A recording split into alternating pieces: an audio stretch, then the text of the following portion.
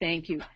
How the recent legislation enacted in the short session of the General Assembly impacts public education. Tonight, our goal is to clarify exactly what happened during the session. There was a lot of back and forth between the chambers since the start of the legislation on May 14th. Many things moved out of bills and into the budget.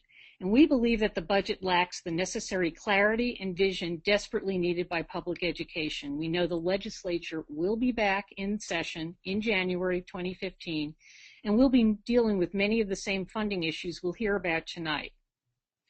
A 7% pay increase, average pay increase for teachers sounds great, doesn't it?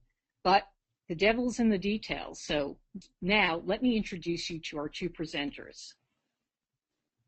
Joining us to present are two champions of education who have followed the legislature closely. Chris Hill, who became director of the North Carolina Justice Center's Education and Law Project back in June of 2010, who will present the second half of our agenda, and NCAE Vice President Mark Jewell, who will start us off with a discussion of the impact of the 2014 Appropriations Act, the budget, on our teachers and teacher assistants. So Mark, thank you for presenting to us tonight. Thank you. And let me first begin by thanking Public Schools First North Carolina for hosting this webinar. It is an honor to be here with you and with Chris Hill, and how unique it is that we're here today on this big victory as two of the key plaintiffs with the North Carolina Justice Center and the North Carolina Association of Educators as we celebrate our 1.5 million public school students with a clear victory for all the citizens of North Carolina to say that vouchers are unconstitutional. So we are celebrating today and throughout the rest of the school year on this huge victory. And let's get right into it. This first slide, hello everyone, and let me first again say that I thank each of you for taking the time out of your busy schedules to make public schools such a priority that you take time to participate in this webinar. On behalf of the North Carolina Association of Educators, 95,000 public school teachers in North Carolina, we thank you for being involved citizens to support our public schools. And as Patty stated earlier, the 2014-15 state budget signed by the governor on August the 7th, 2014, once again contains unfulfilled promises to educators to make North Carolina whole.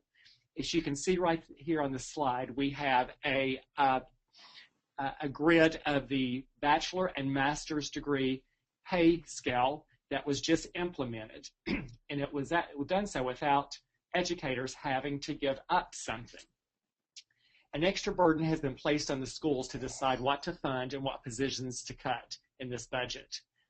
Not all in this budget is bad, but it is showing continued disrespect for our children and our public schools in the North Carolina profession.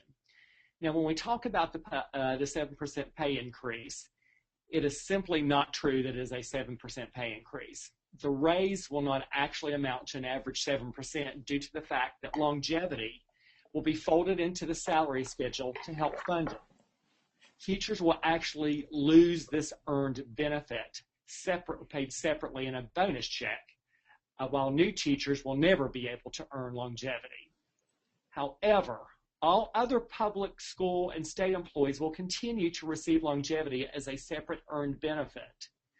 It was the NCAE that actually brought to the attention that the earned benefit of receiving longevity for services rendered in 2013-14 must be paid.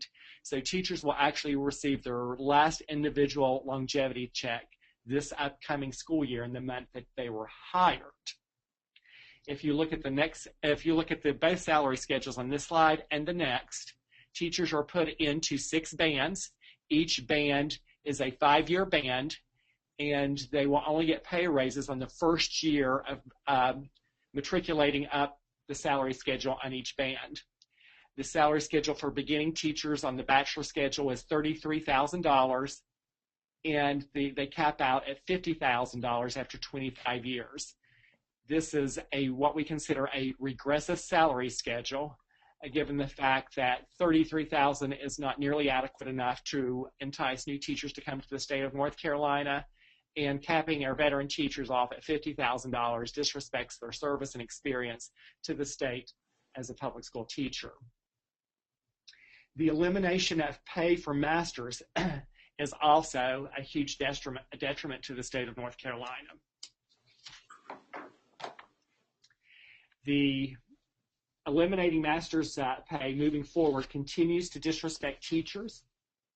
To pay for a master's will only be awarded to teachers and instructional support personnel who have completed at least one course prior to August 1, 2013.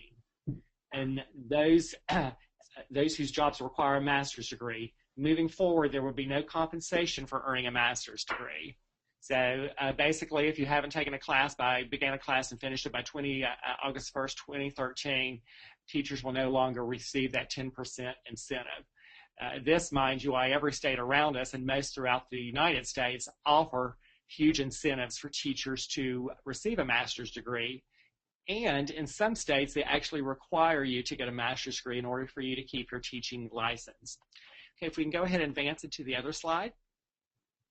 I do want to say a couple of programs that have suffered underneath this budget is the North Carolina Teaching Fellows Program. This was a very strong program that helped recruit star students from urban and rural areas and sent them to state institutions to receive a teaching degree. The state actually paid for their years of college service, providing that they would go back to their communities and teach for 4 years. This was a highly successful program that enticed star high school students to go into the field of teaching and also incentivized them to go back to their school districts, and to many of them hard-to-staff school districts, and to teach in their communities. Not only was this successful, but it kept teachers well beyond the 5-year program that they had committed to stay in. So that program has been eliminated. It causes huge concerns across the state about recruiting talented high school students into the field of education. The North Carolina Center for the Advancement of Teaching did receive a 1-year reprieve in this state budget. The NCAT, as we refer to it, has 2 sites that actually provide high-quality professional development in many areas of study that supported raising teachers' professional development into moving our students into 21st century skills. So it did receive a 1-year reprieve, but we do have a fear that that's going to be next on the chopping block. As we progress into the next slide, you see the top bullet there that says a summary impact of the teaching profession. North Carolina Association of Educators filed suit when the General Assembly decided that they were going to strip teachers of their due process rights. We refer to it as career status. They like to refer to it as tenure. What this basically did was the courts ruled that the state of North Carolina could not take an earned property right of career status that teachers had already earned and remove it from their contractual agreement. So every teacher who has earned career status, which they received prior to this General Assembly, after 4 years of proficient or above performance. Now, if teachers had not received career status, unfortunately, we refer to them now as temporary workers. Every teacher, even if they were in that 4th year and were ready to receive career status, every teacher now from this point forward who has not received career status will be on a 1-year contract until the 2018 school year. In the 2018 school years, school districts will be offering contracts of 1-year, 2-year, or 4-year contracts. And for what reason they pick those amounts, we are still not very clear, but it does not do anything to entice teachers to stay in the profession as a career. NCAE continues to look for legislation to enter next year to find a pathway for teachers to receive due process rights, which is what we feel the right of every state educator in the state of North Carolina, not only those who have who've already received career status. I talked briefly about longevity pay. Teachers will receive 1 more check if they've taught 10 years and beyond. That check will come during their month of employment. For example, if you were hired in the month of August, you will receive it at the end of the month as a separate paycheck. But that will be the last separate paycheck, unfortunately, because the longevity dollars are now being distributed to pay for the pay raise that the state has underfunded. So the master's pay, I also spoke to briefly. Sadly, that was one of the strongest incentives for teachers to receive a 10% pay increase in the state of North Carolina. If you have a master's degree and you're currently getting paid for it, you will continue to be paid for it. But as I mentioned earlier, if you did not receive, if you had not taken a class by August 1, 2013, then no teacher will be awarded a 10% pay increase for receiving their master's degree. One of the most tragic things we feel that came out of this budget, as far as having a progressive pay scale that rewarded professional development, because all research shows that master's degree and advanced degrees do improve teacher effectiveness and student performance. National board certification was also impacted. Prior to this year, teachers were paid at their highest level a 12% increase. If they had a master's degree and 17 years of experience, they were paid a 12% on top of that.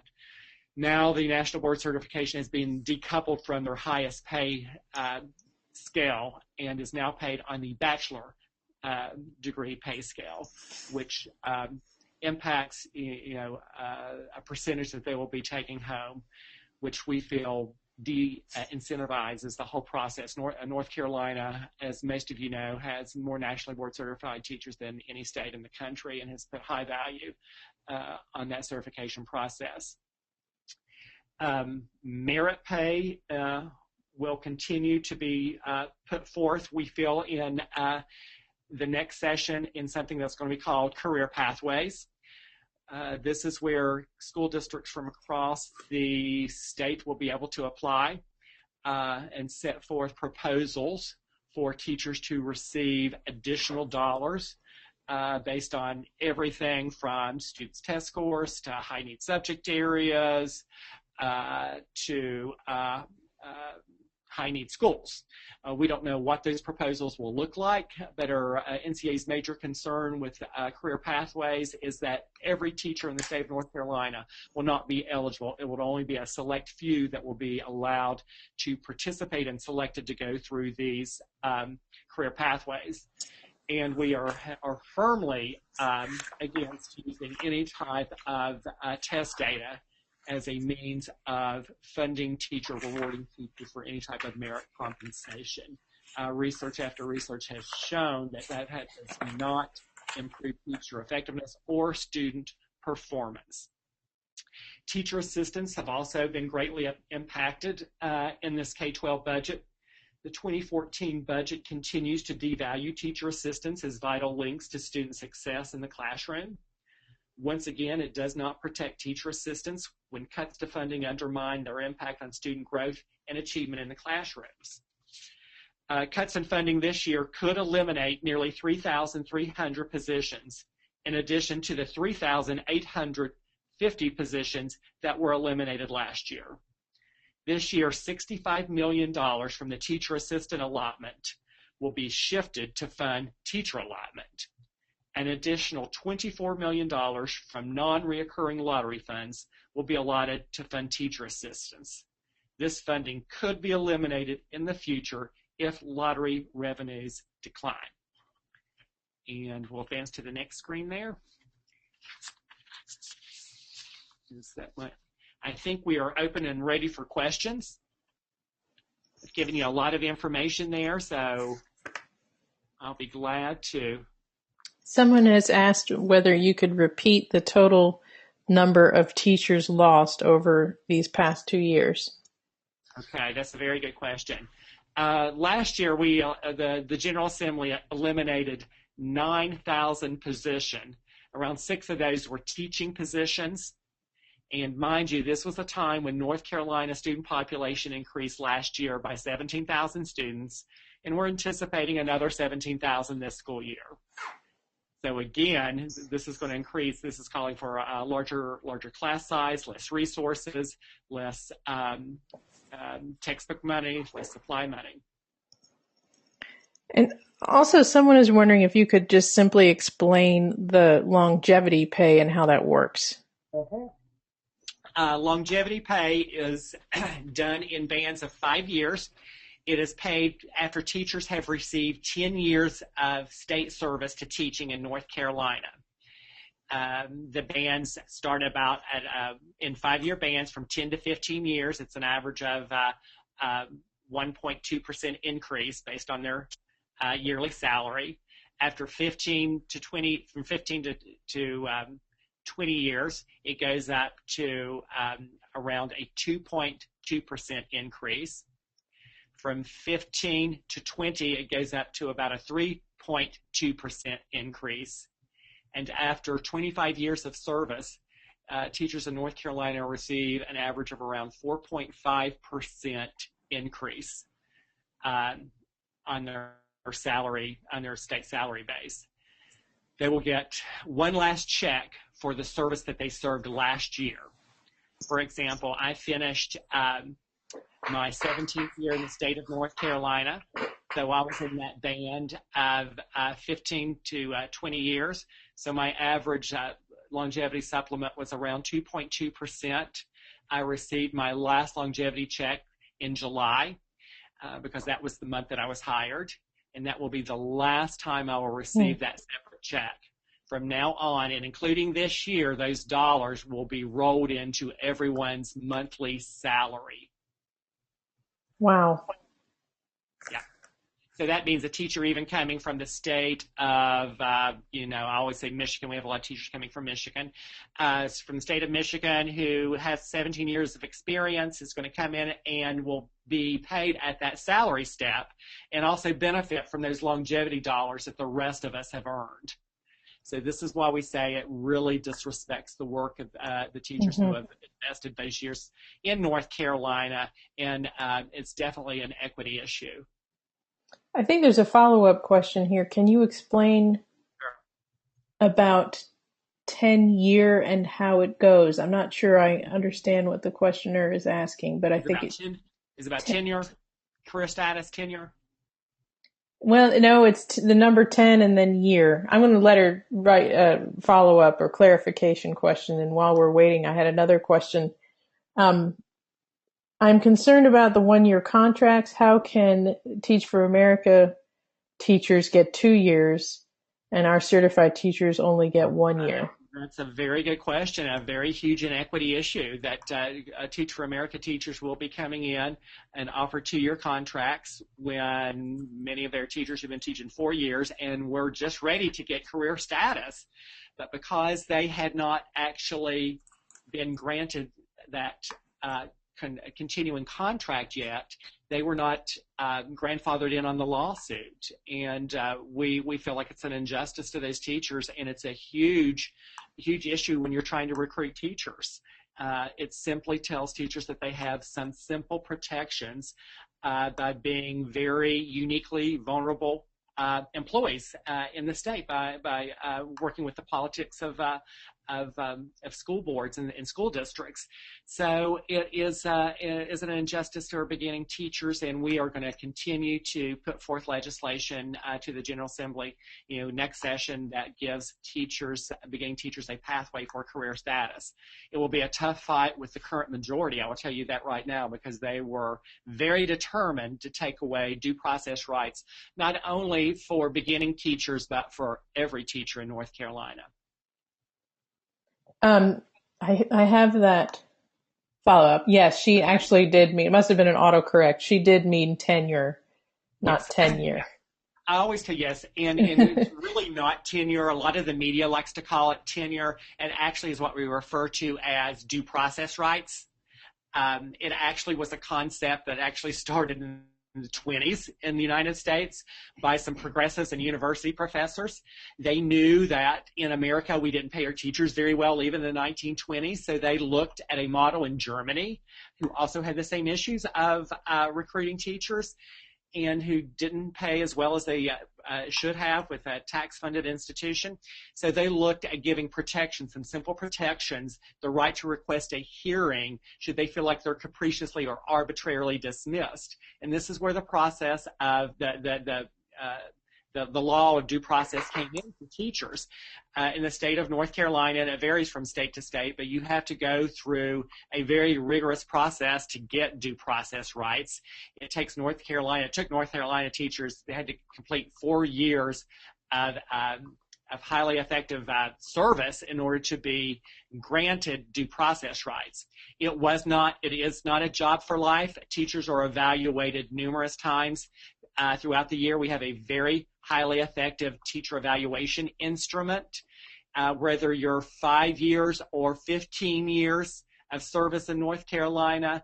Once all those support services are given to teachers, and if they still are not performing, a teacher can still be not recommended for renewal of their contract. And the due process right just gave them that right to request a hearing in front of their school board. That has been eliminated now for beginning teachers.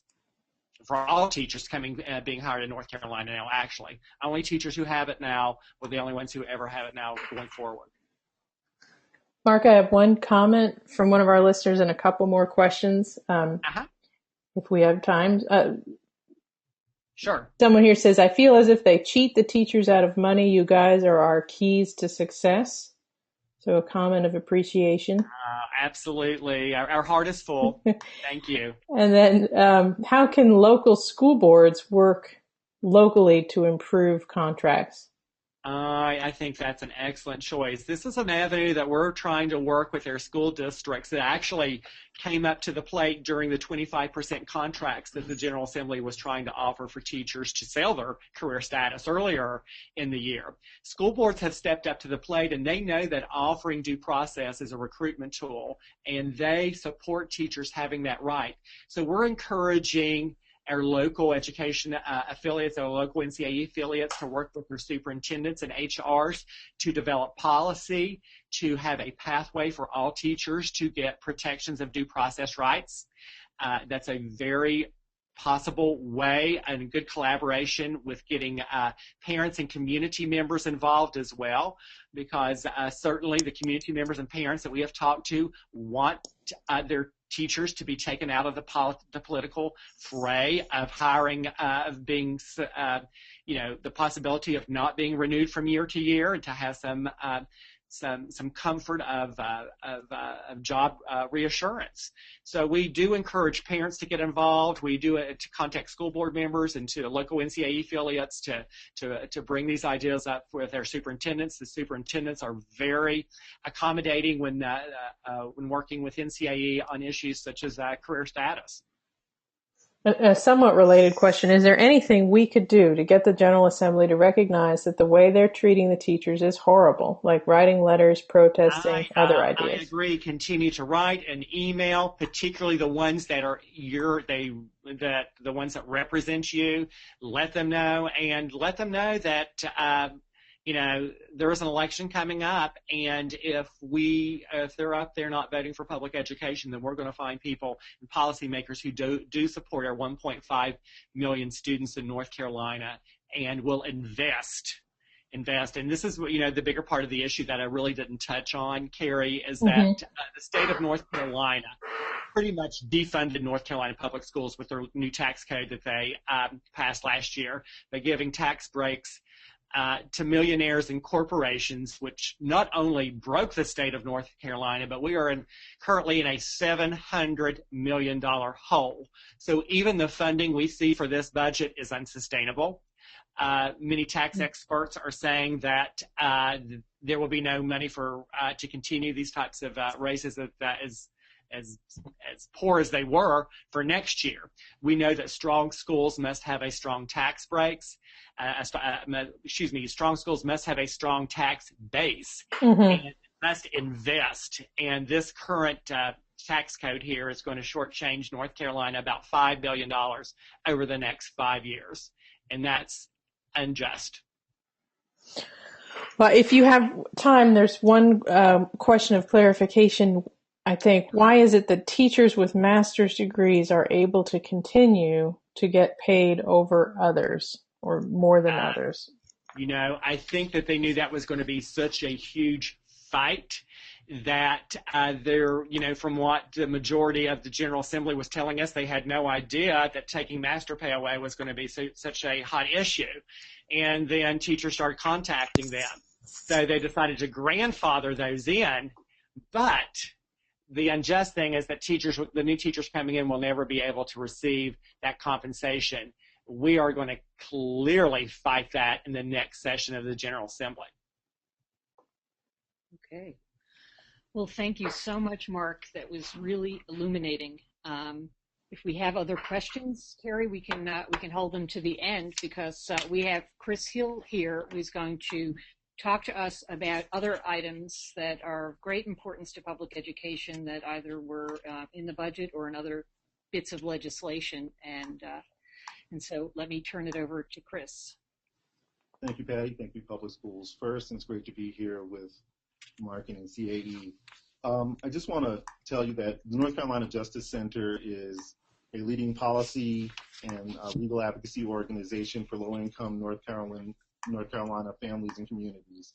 The North Carolina Justice Center's Education and Law Project seeks to reform or improve pre-K through 12 education through communications, community engagement, legislative administrative advocacy, research, and litigation.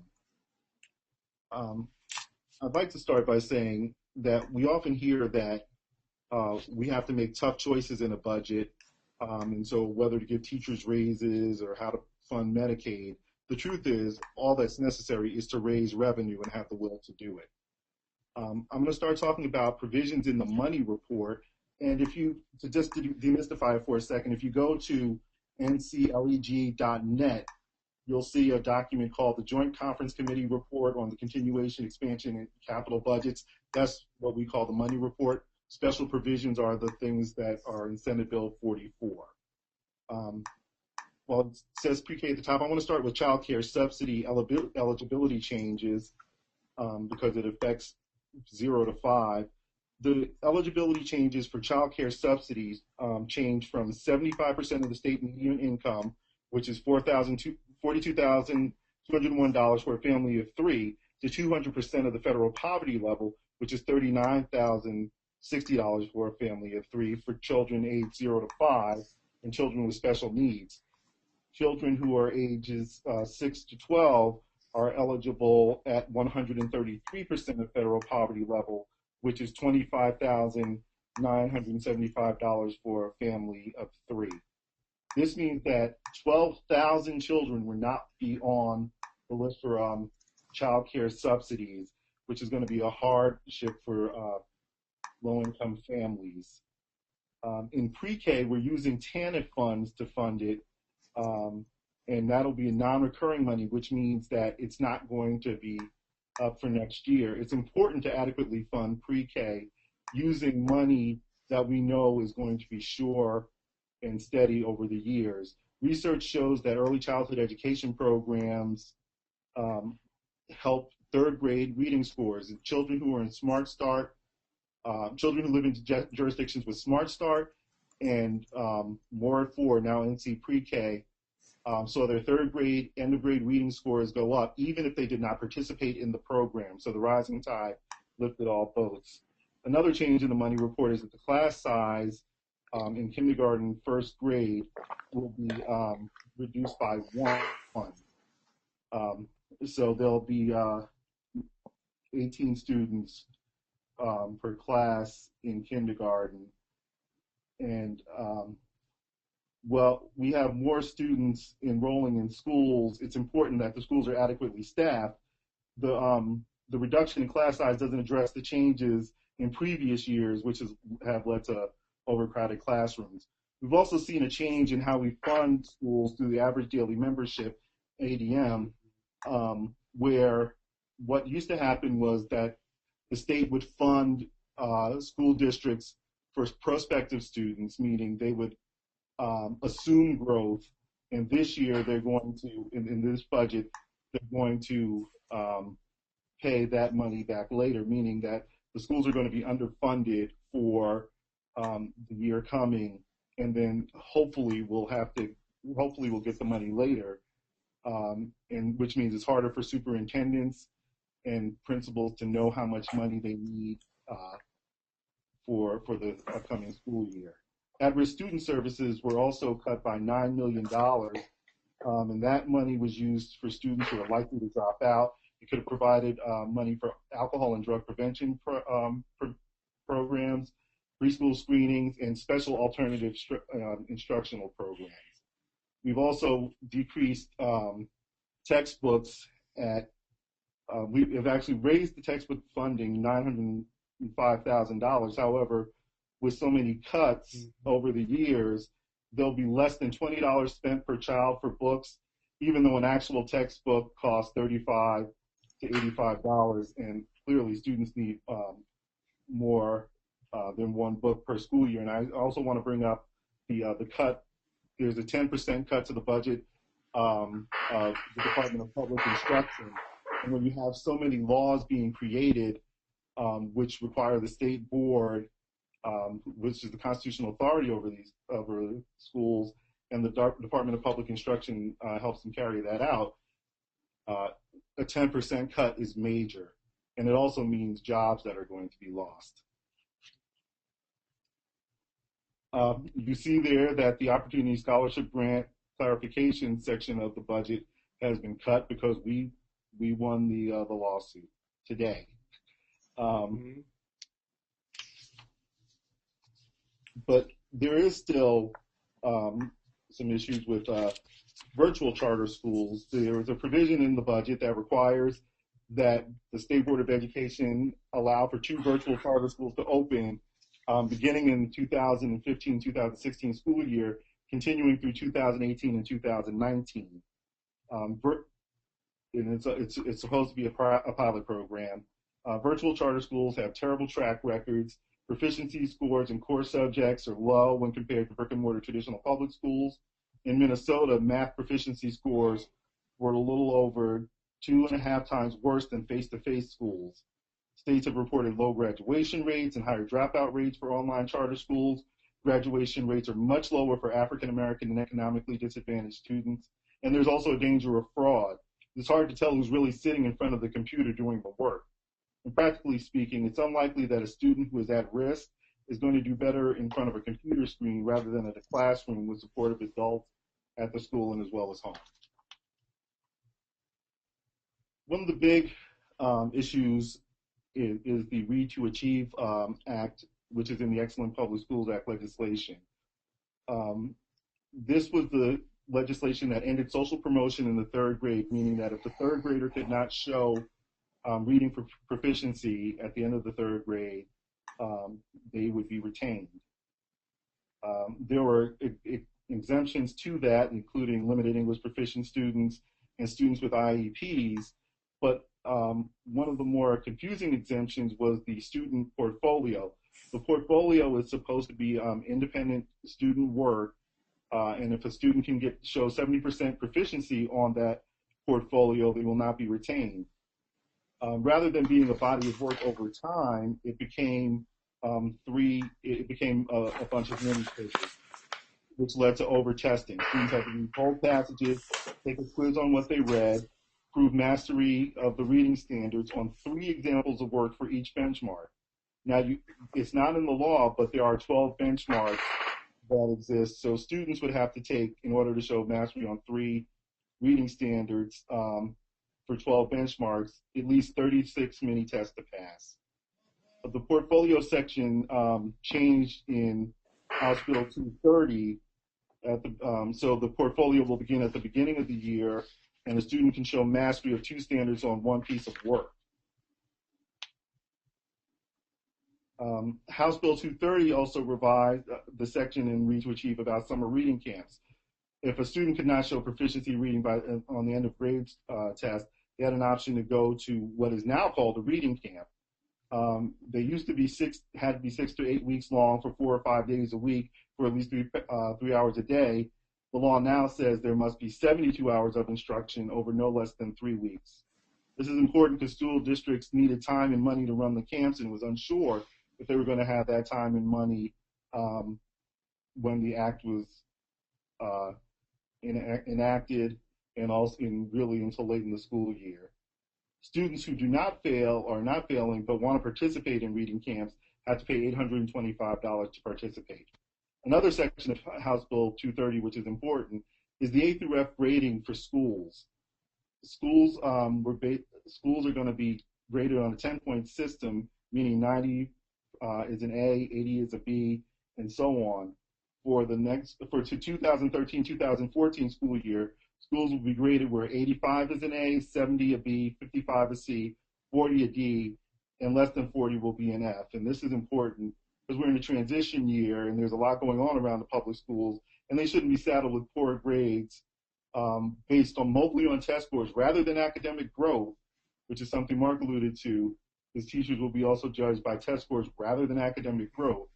And I will also say that school grades have been used in other states to give out vouchers. So schools that received a C, D, or F, and students who might have been zoned in those school districts would receive vouchers to go to a private school, which has never shown any indication of student achievement. Another controversial bill was the Common Core State Standards legislation, Senate Bill 812.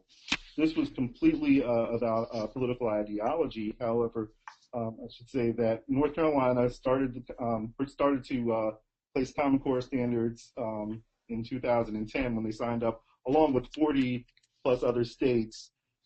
In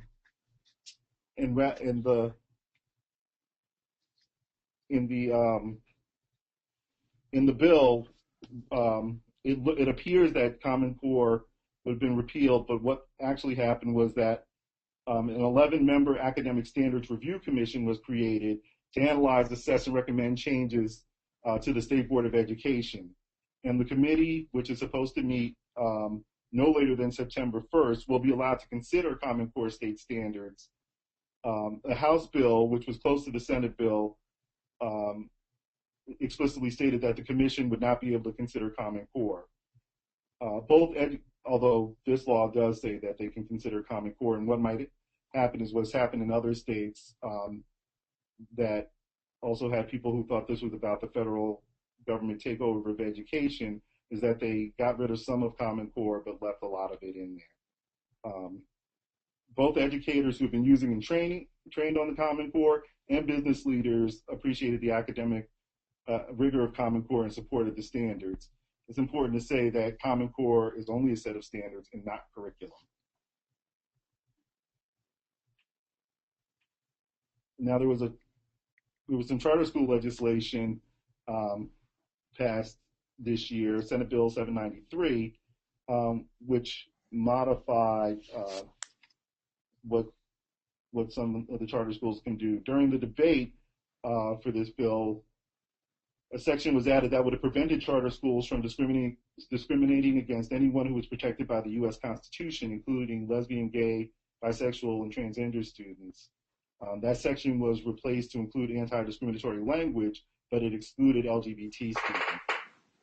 A lot of people heard this bill because there was going to be sections where there would be less than transparent about what the salaries were for teachers, and even worse, the people who run the for-profit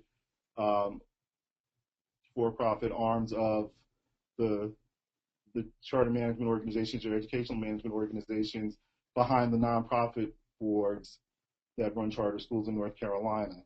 Charters are now, according to this law, statutorily required to follow the Open Meetings Law and Public Records Act. Although that information was required when schools were granted a charter, it's now explicitly stated in the law. This law also allows teachers to sit on the board of the charter schools where they teach, although they cannot vote. It's important to say what has happened in this General Assembly session is that there was a continued push to privatization. And while that voucher expansion is crossed out, assume an appeal, and we'll hope that we'll continue the winning streak. But there's also the issue with the virtual charters, which you can find really good information on some fact sheets on Public Schools First website about how poor virtual charter schools are, and as well as some papers written by the Policy Council over in the University of Colorado. We've also continued with poor education policy with Read to Achieve and school performance grades. This Read to Achieve and ending social promotion has been attempted in the past, or at least ending social promotion is attempted in the past, and it's never worked. It's poor, it's bad for the self-esteem of the students, and they're more likely to drop out if they've been retained. And what we've also seen is that there has been no investment in student achievement. We over at the Education and Law Project look at everything through the lens of student achievement. So when there's a cut to child care subsidies, or there's not clarity about where the money for pre-K is coming, it's not providing the investment we need. In fact, while I'm not always crazy about using this language, it is important to note that Nobel laureate James Heckman showed that for every dollar we put into pre-K, we get $7 to $10 back. So this is, I mean, it's truly an investment in our students. The cuts to DPI are, not only bad for our state policy in order to actually carry out what we've passed, but it's also bad for local school districts who have to depend on their smaller central office staffs and would have to look to the state for information. And when there are cuts to the state and then the local central offices, that's not good for student achievement, because there are less adults who know what they're doing for students. The cuts to the textbook funding, even though they raised it $900,000, still means that there's not enough money for every student to have the decent textbooks. And then even though they want to go to digital textbooks, we showed the will to pass laws about it, but we have not shown the investment in putting our money where our mouths are for digital textbooks. And then the cuts to the ADM funding, meaning changing the funding formula rather than having prospective growth, looking back to see how we're going to give schools back money, doesn't make any sense. Schools right now need the money. They're already underfunded. And when you take money that they were expecting, it's just much worse. So rather than giving money to profiteers and for-profit education management organizations, charter management organizations, or private schools, we need to be investing in our traditional public schools. Well, thank you very much, Chris. That was terrific. I'm wondering, Carrie, has anyone asked any questions that we have a number of good questions. Someone has asked, did the Common Core legislation designate members of the new standards committee? It designates who gets to choose the members. So the president pro tem of the Senate gets to choose. I don't remember how many. The Speaker of the House of Representatives gets to choose, and the governor gets to choose, and I believe the state board also gets an appointment. And then there are a couple questions about the voucher lawsuit. How fast will the appeal happen? Will it take days, weeks, or months? It's a great question. I don't know, because you never know how these things are going to work out. But I am sure there will be an appeal unless the Attorney General's office sees that this is completely unconstitutional and not worth fighting. So it's sort of a related question. Does it depend on who hears it in the Supreme Court, and why is the Attorney General involved? The Attorney General is involved because it's the state's law office, and how it goes procedurally will depend. They may ask you to the Supreme Court for discretionary review, or they might try to go to the Court of Appeals and then work it that way. Okay, a different question. Can we sue over textbooks? And is this the way it goes now? We have to sue for everything. And therefore, should we care about judicial elections as well as who serves in the General Assembly? I cannot speak to elections, but what I can say is that we have a law that requires that every student receive the opportunity to a sound basic education. And the Leandro case started out as a funding case and became what was was required for a sound basic education. Others may argue, but I would say that if you continue to underfund schools and provide money for private schools, then it may be impossible for schools to provide sound basic education, which is really a floor, not a ceiling. What we should be asking for is a high quality education. But if we can't even get the bare bones of a budget together in order to fund teachers and provide textbooks, it would lead me to question whether we can actually provide a sound basic education with the way that we fund our schools. Mm-hmm. And another questioner asks, with regard to the standards review, how will that impact DPI's review and recommendations regarding the statewide assessment program, meaning to replace the current EOG, EOC assessments? Well, the EOG and the EOC assessments would remain whether they were part of the North Carolina standard course of study.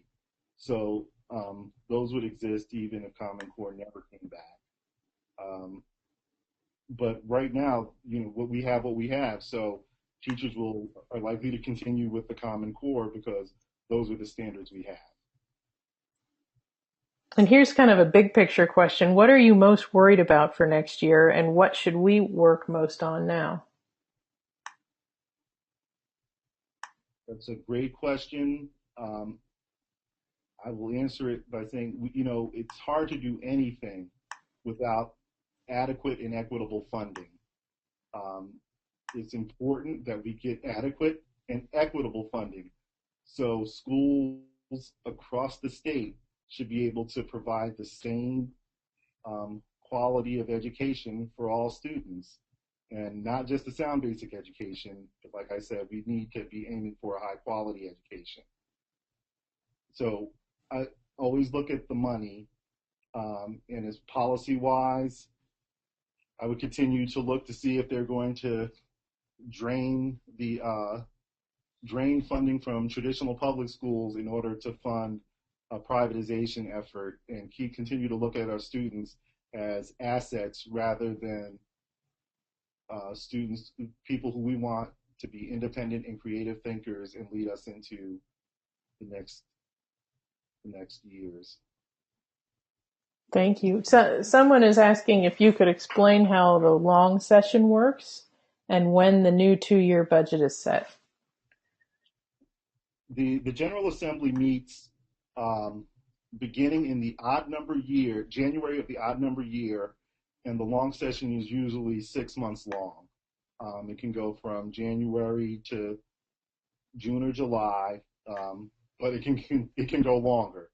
But that's the long session, and then that's always in the odd number year. And in the even number year, starting in May, is when the short session begins, and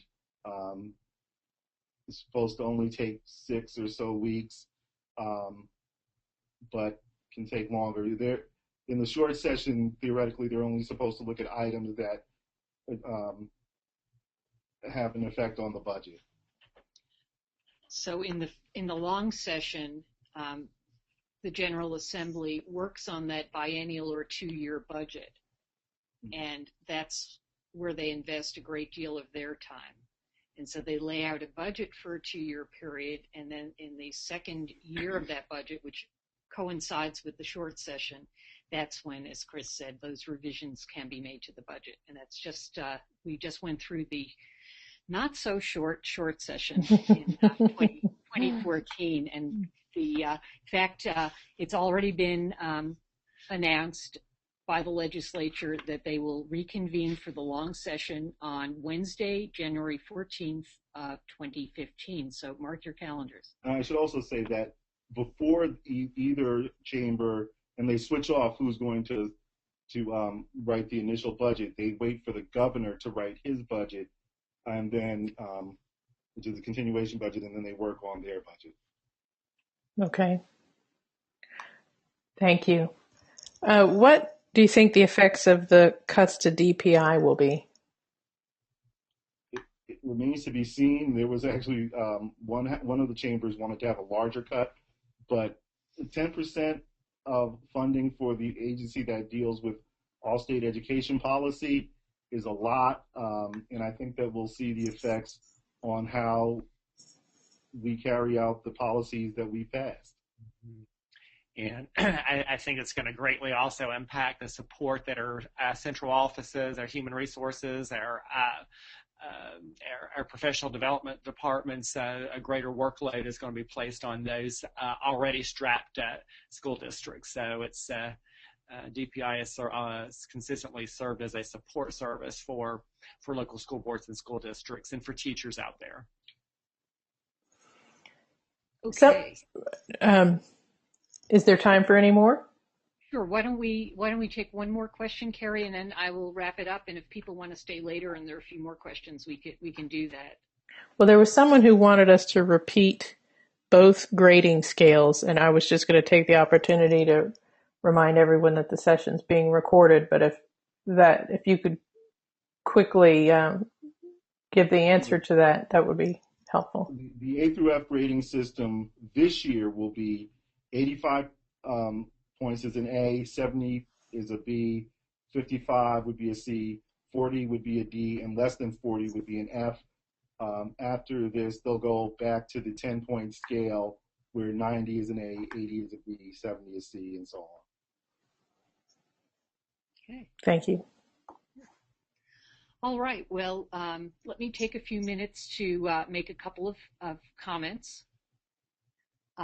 First of all, I do want to thank everyone for joining us in the evening for this webinar, including our two terrific presenters. I wanted to make sure that everyone on the call was aware that there are various ways you can stay connected with Public Schools First. One is on Facebook, and another is on Twitter, and you can see our handle for Twitter and our URL for Facebook. We use social media to disseminate information and research. Articles that come from organizations including the Justice Center and NCAE and various and sundry other publications. We also publish an e-newsletter, and you can go onto our website at that link, or you go to our homepage and you'll see the link right at the top, and go ahead and sign up for our newsletters. We would love to have you on our list. If you need a speaker to come into your community and talk to folks about the issues that are germane to public education, including some of the topics covered tonight, don't hesitate to contact us at Public Schools First. Our phone number and our email list are listed in the presentation. And again, if you go to our website, you can also find this information. We have a number of webinar topics planned. These are a few of the topics that we're going to cover. Read to Achieve in a deeper dive, and same with virtual charter schools. And we welcome your suggestions. Email us again at the address listed right on the chart and found on our homepage. And we'd love to entertain your suggestions and go ahead and pull together the people who can help deliver a presentation on your topic. Finally, this was alluded to before, but the elections are around the corner, and this year is a quote-unquote off-year election. but voting for state and local candidates who support public education is critical. It's really important to understand the issues, and we hope we've helped you understand some of the issues and some of the outcomes from the short session of the General Assembly. That's one way to become knowledgeable. To visit all of our websites and to look through information is another one, and also start to get to know what your ballot looks like, as well as who the candidates who are up for election, and to understand what their positions are in the public education issues. So with that, I think we're at the 8 o'clock hour. And Carrie, I don't know if there are any other questions that people had, or if we are good to adjourn for the evening. I think we ended up asking most of them. I'm collecting them all actually and saving them, so we can always find another way to give feedback. But I think I've asked most of them. Terrific. Yes, we can collect those questions and respond to them and post them to that link that we'll be emailing everybody tomorrow. So that's great. Well, again, thank you everyone for your time. Thanks again to Chris Hill from the NC Justice Center and Mark Jewell from NCAE for keeping us well informed. Have a wonderful evening, everyone, and thank you again. Thank you.